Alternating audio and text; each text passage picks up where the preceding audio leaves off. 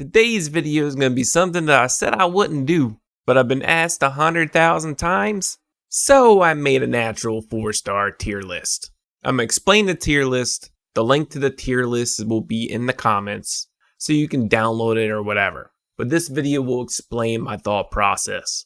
If you do end up liking this video, make sure to hit the sub button, hit the like button, hit that bell ding thing so you know when I post a video. Let's go, baby.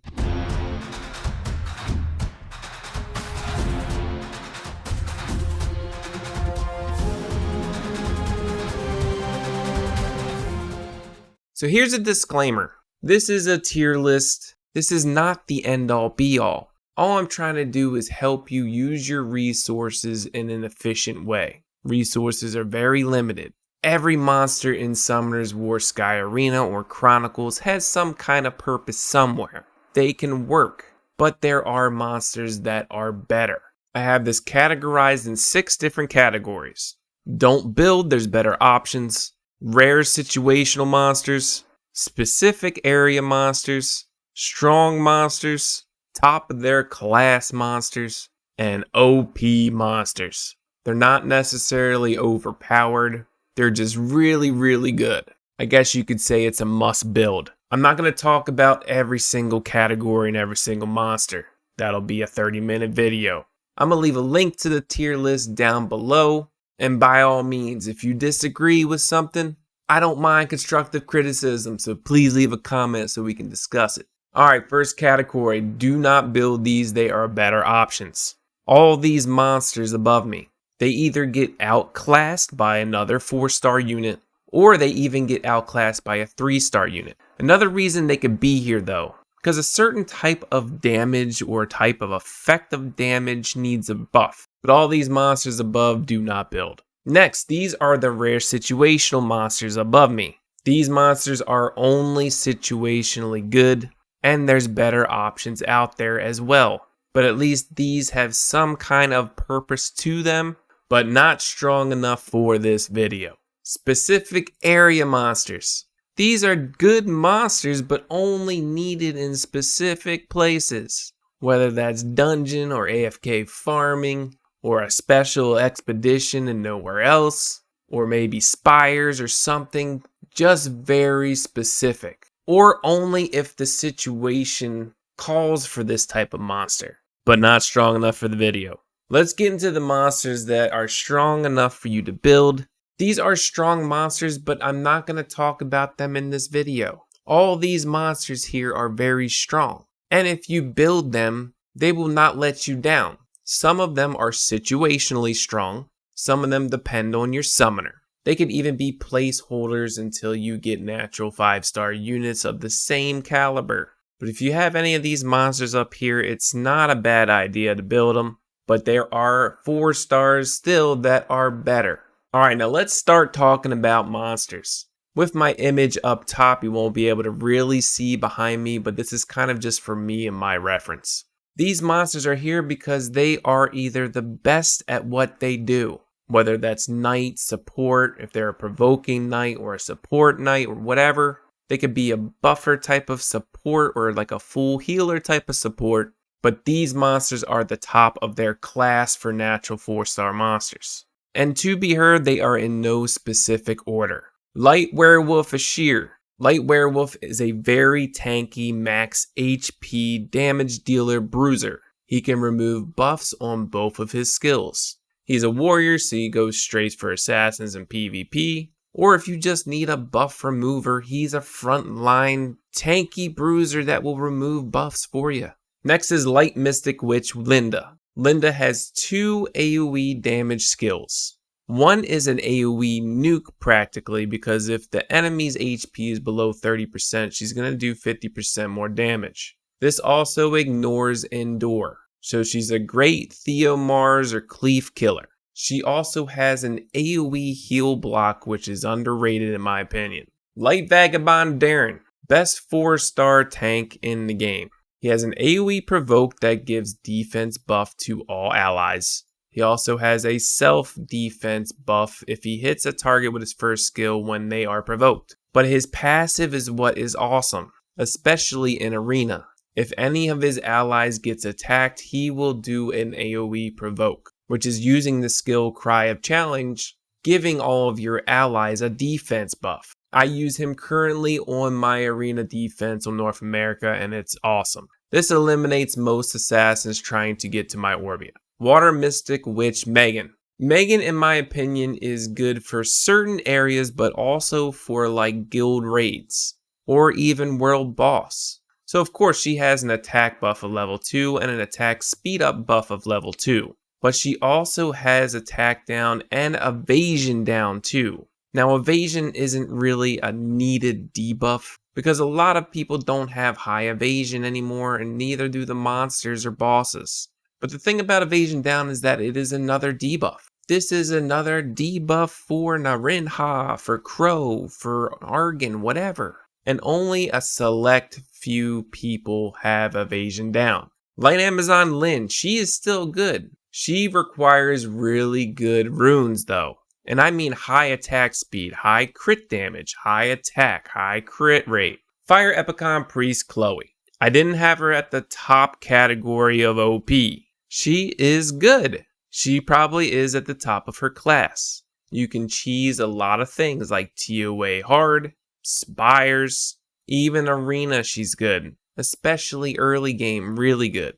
But she's definitely somebody to build with the AoE invincibility, AoE heal. But also someone who I think is underrated that is top of her class is Rena. Water Epicon Priest. The water version of Chloe. Now I feel like she's underrated because A, she has an AoE shield, which also has an AoE cleanse of 1 harmful effect. Shields are really good in this game. It's pretty much like an HP increase of all your monsters.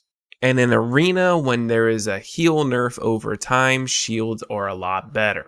But having an AoE heal plus defense buff if she has a shield on, and having an AoE shield and harmful effect removal is really good.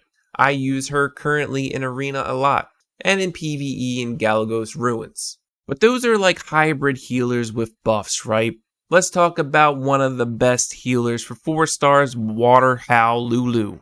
Has an AoE heal with a harmful effect removal cleanse. Also has a single target heal for the target and Lulu itself. This also applies a defense buff. This is who you use until you get like Water Archangel Ariel. Ariel is pretty much the Nat 5 version of Lulu. Next is Dark Griffin Varus. You never see this guy, do you? Probably not.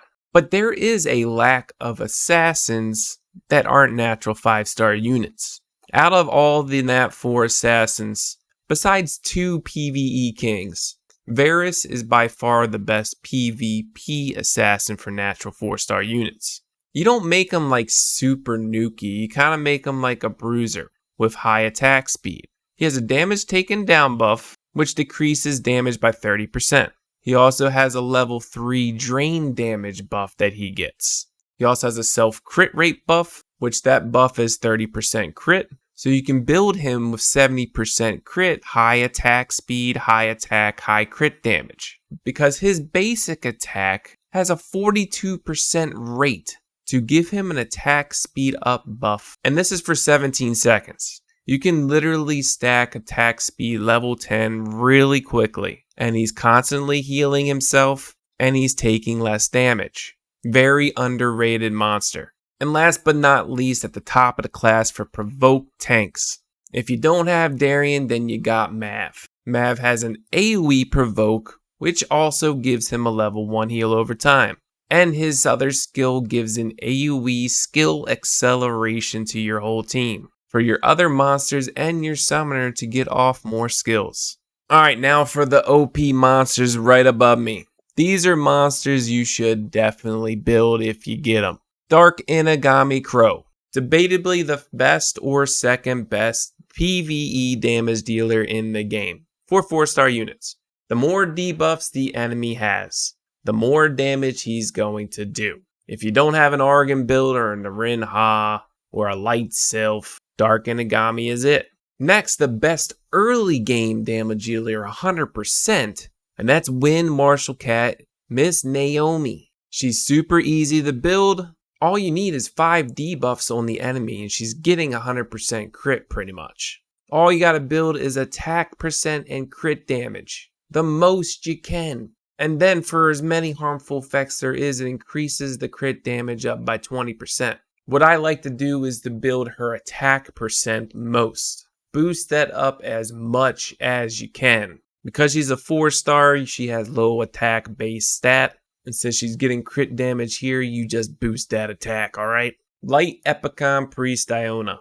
Debatable either first or second best support 4-star in the game. She has an AoE heal, and if that target is below 30%, she also applies a heal over time. She has a revive on her second skill, and even with revives getting nerfed, she will have the team member revive with invincibility, which is huge. And this also applies a heal over time for 20 seconds. The invincible is for 8 seconds, so that revived monster is getting 8 seconds worth of heals. Her basic attack heals all allies based off of 15% of the damage she does on her basic. It might not be much, but it's still constant AoE healing. It all adds up. Dark Lich, if you need a mage, Grego is your man. His first skill has a defense break of level 2, which has a chance to land 3 times. And if it lands all 3 times, you're getting the level 6 defense break. It also does more damage based off the target's poison level, which is still good because his second skill applies an AoE poison and has a chance to land 5 times. Not only that, but that skill, it has a huge AoE radius and it pulls all the enemies into each other, into the center of this spell. This is huge for AoE units.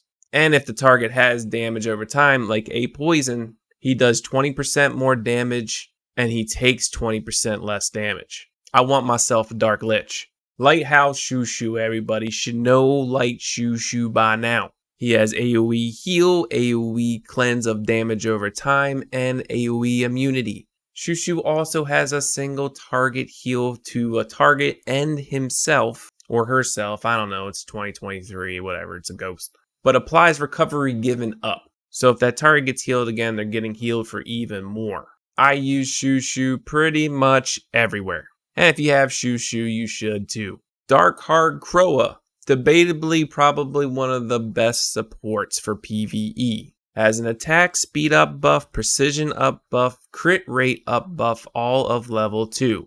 Also has a crit damage taken debuff on his first skill. And last but not least, Light Cowgirl Lauren. Now Lauren's not like your big, huge damage dealer. She is a utility archer. Her second skill can also remove 4 beneficial effects, even though it says 2, but she actually attacks twice. And each chance has a chance to do a heal block. So you're doing all that plus applying defense break, plus applying increased cooldown on the enemy. And the first skill has an attack speed down debuff, which is kind of meh, whatever. But you're still doing increased cooldown and applying a defense break. And same with her basic attack. If you do like high attack speed, the more chance that she's gonna apply a defense break or skill increase. Truly underrated in my opinion. And that's it for today's video. I just wanted to get this out of the way. Natural 4-star tier list just for you. Again, if you want a copy, I'll put the link in the description below. Maybe they'll buff some 4 stars eventually and things might change. You just have to hit that ding-dingy bell and stay notified when changes happen. If you like this video, like all my content, sub, like, ding-dingy bell. I'll see you in the next one. Peace!